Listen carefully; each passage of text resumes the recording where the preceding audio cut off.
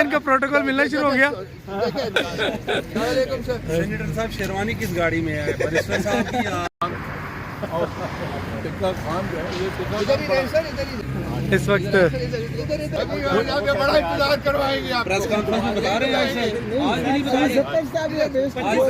रहे। खानसानी और इस वक्त मैं पार्लियामेंट हाउस के बाहर मौजूद हूँ और पार्टी के तहरीक इंसाफ के जो इंट्रा पार्टी इलेक्शन है उस हवाले से तमाम अब हम दूर हो गए हैं। बैरिस्टर अली ज़फ़र मेरे साथ मौजूद हैं। हम इनकी ज़बानी सुनते हैं कि क्या क्या फ़ैसले हुए। एक तो 2 दिसंबर को तहरीक इंसाफ के इंट्रा पार्टी इलेक्शन होने जा रहे हैं, यानी हफ्ते को, और अगर हफ्ते को लेट हुए तो फिर इतवार को होंगे, यानी 3 को। मेरे साथ मौजूद हैं बैरिस्टर अली ज़फ़र। बैरिस्टर अली ज़फ़र से हम पूछते हैं कि बड़े फ़ैसले इंटर पार्टी इलेक्शन के हवाले से 3 क्या हुए हैं, ये बताइएगा कि तहरीक इंसाफ के इंटर पार्टी इलेक्शन की तफसीलात क्या हैं। जी देखें, पहला फ़ैसला तो ये हुआ है कि इंट्रा पार्टी इलेक्शंस होंगे, हम इंट्रा पार्टी इलेक्शंस कराएंगे। बेशक हमें पसंद नहीं है, हमारे मुताबिक इलेक्शन कमीशन का ऑर्डर जो है वो गैर आइनी और गैर कानूनी है, हम उसके ख़िलाफ़ अपील भी करेंगे, लेकिन इंट्रा पार्टी इलेक्शंस भी कराएंगे। दूसरा फ़ैसला ये हुआ है कि जहाँ तक पैनल्स का ताल्लुक़ है, जिन जो कैंडिडेट्स हैं इलेक्शन के लिए, वो उनकी नामज़दगी अप्रूव हो गई है और इमरान खान साहब फ़िलहाल नहीं लड़ेंगे इलेक्शन इंट्रा पार्टी। वो अपने केस जो है तोशाखाना, उसकी समाअत परसों है, उस तक का इंतज़ार करेंगे और देखेंगे कि उसमें क्या फ़ैसला आता है और फिर उसके मुताबिक फिर आगे अपना रद्द-ए-अमल इख्तियार करेंगे। और तीसरी चीज़ ये है कि उन्होंने नॉमिनेशंस में जो कैंडिडेट्स हैं उनकी नॉमिनेशंस सजेस्ट की, जो अप्रूव कर दी गई पार्टी की तरफ से, और अब वो उसमें चेयरमैन जो हैं वो बैरिस्टर गौहर साहब होंगे और बाकी जो पैनलिस्ट हैं वो उनका नाम भी आपको डिस्क्लोज़ हो जाएगा। सेक्रेटरी जनरल कौन होगा? जी, सेक्रेटरी जनरल मेरा ख्याल है उमर अयूब साहब होंगे, लेकिन मुझे आप कोट ना करिए। वाइस चेयरमैन के लिए इलेक्शन कौन लड़ रहा है वैसे?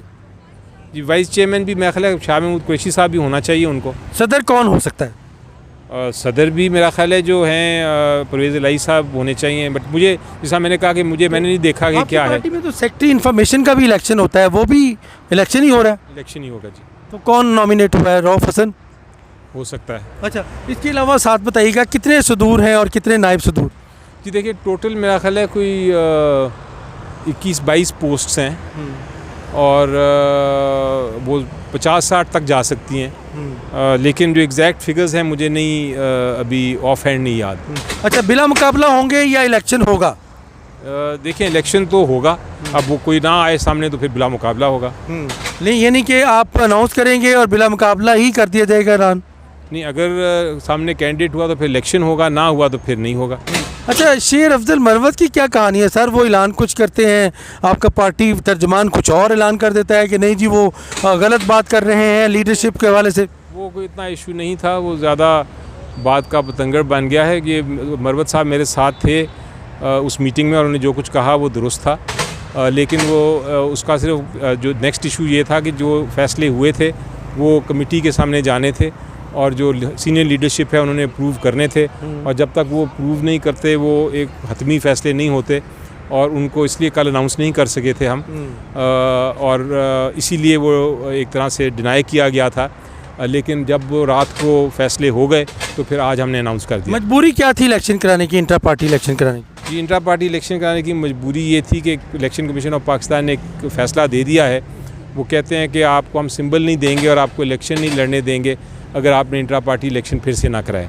तो बल्ला मिल जाएगा? बल्ला मिल जाएगा? अब तो मिल जाएगा, अब इलेक्शन हो जाएंगे तो यही कहा है इलेक्शन कमीशन ने कि आप इलेक्शन करा दें तो हम आपको बल्ला देंगे। चलते चलते दिल पे हाथ रख के अली भाई कहिएगा कि स्ट्रेटजी तो होती है जो अनाउंस नहीं की जाती, आपको अनाउंस करना पड़ी, क्या मजबूरी थी कि कहना पड़ा कि ये आरजी चेयरमैन है, मुस्तकिल नहीं? जी, वो इसलिए कि कई लोग जो हैं वर्कर्स वो शायद समझे ना कि ये क्यों किया गया है, तो बजाय ये कि हम इंडिविजुअली हर एक को जवाब दें, मैंने मुनासिब समझा कि मैं एक्सप्लेन कर दूं, और अब भी अगर किसी को कोई अभाम है या कोई सवाल है तो फिर वो पूछ सकते हैं, वरना हर एक को एक्सप्लेन करना पड़ता है। कब तक बैरिस्टर गौहर जो है वो चेयरमैन रहेंगे पीटीआई के? हो सकता है कल तक, अगर इलेक्शन में वो हो जाता है, हो सकता है वो इलेक्शन ही ना लड़ें अगर कल तक ये फैसला आ जाता है। लेकिन जब तक इमरान खान की सज़ा बरकरार रहेगी वो चेयरमैन रहेंगे? जी, हो सकता है वो रहें, अनलेस किसी और को फिर मज़ीद तब्दील करना पड़े अगर वक्त ज़्यादा गुजरे। चलते चलते बताइएगा कि आपको क्या लगता है, जो -1 की बात कर रहे हैं, पीटीआई में -1 हो गया? ये तो मेरा ख्याल है जो बात कर रहे थे उनको मुंह तोड़ जवाब आज मिल गया कि ऐसी कोई बात नहीं है।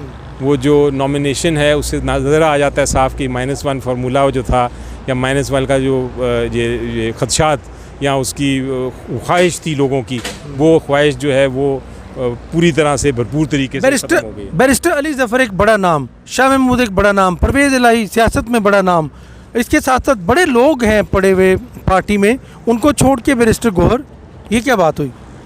जी देखें, उसकी वजह साफ जाहिर है कि जो बड़े बड़े नाम आपने दूसरे लिए मेरे अलावा वो सारे के सारे जो हैं वो अपने अपने मुस्तकिल ओहदों पे ज़िम्मेदारियाँ निभा रहे हैं। तो कोई शक नहीं है कि उनका मुस्तकिल ओहदे से उनको एक टेम्प्रेरी ओहदे में लाने का कोई फ़ायदा नहीं। अच्छा, आखिरी बात मैं करना चाह रहा हूँ, ओपन ट्रायल हो रहा है, ओपन ट्रायल में कौन कौन जा रहा है आपकी तरफ से? जी देखें, ओपन ट्रायल नहीं हो रहा। नहीं, खान साहब का नहीं हो रहा। जेल में आपको एक्सेस दी गई है, चले जेल में जो ट्रायल हो रहा है उसमें किस किस की एक्सेस होगी, कौन कौन होगा? जी बात ही ये है कि वो जो जिसे मैंने कहा, वजह मैंने आपको इसलिए एकदम टोक दिया जब आपने ओपन ट्रायल कहा, उसकी वजह यह है कि जेल का ट्रायल तो टेक्निकली या कानूनी तौर पे उन्होंने कहा है कि ओपन होगा, लेकिन जेल का आपको पता है, आप जाते हैं उधर कभी विज़िट करने अपने जर्नलिस्ट प्रोफेशन के सिलसिले में, तो आप देखते हैं कि जब एक बार जेल के पास जेल में चले जाएं आप, तो फिर जेल अथॉरिटीज़ की मर्ज़ी है कि किसको अंदर जाने दें, किसको ना जाने दें, तो प्रैक्टिकली ये ओपन ट्रायल नहीं होता। अच्छा, हलीमा खान भी थी और भी बहुत सारे उनकी फैमिली के लोग भी थे, उनको क्यों नहीं लिया गया? जी देखें, वो इसलिए नहीं लिया गया कि वो यानी उनको क्यों, क्या लिया से मनाती कि उनको क्यों नहीं इंट्रा पार्टी इलेक्शन लड़ने दिया गया?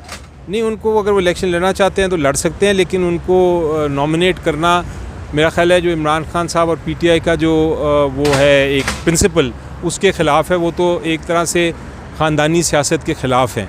वो तो कहते हैं कि ख़ानदान का ये जमहूरियत में ख़ानदानी रियासत नहीं हो सकती कि आप एक से दूसरे को दे दें, तो इसलिए आप देखेंगे कि कोई भी उनकी फैमिली का कोई भी नॉमिनेशन में नहीं होगा। बड़े बड़े केस जीते हैं जी बैरिस्टर अली ज़फ़र साहब ने, सुप्रीम कोर्ट से तहरीक इंसाफ के हों या वैसे बड़े बाप के बेटे हैं यकीनन, और इस हवाले से भी आज देखते हैं जो इन्होंने एक बात तो कह दी कि आर्जी चेयरमैन होंगे, अब इलेक्शन कमीशन में इस बात का दिफा भी कर पाएंगे या नहीं, अली ज़फ़र साहब के लिए ख़ुद एक बड़ा चैलेंज होगा।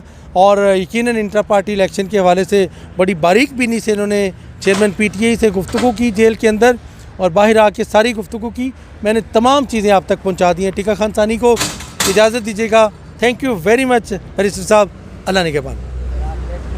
हाँ जी, गौहर साहब चेयरमैन बनने के बाद क्या तरजीहात होंगी? सर वही होगा इंशाल्लाह, ये वही होगा। अल्लाह मुझे तौफीक दे कि मैं इसको निभा सकूं और इंशाल्लाह ताला अल्लाह हेल्प करेगा।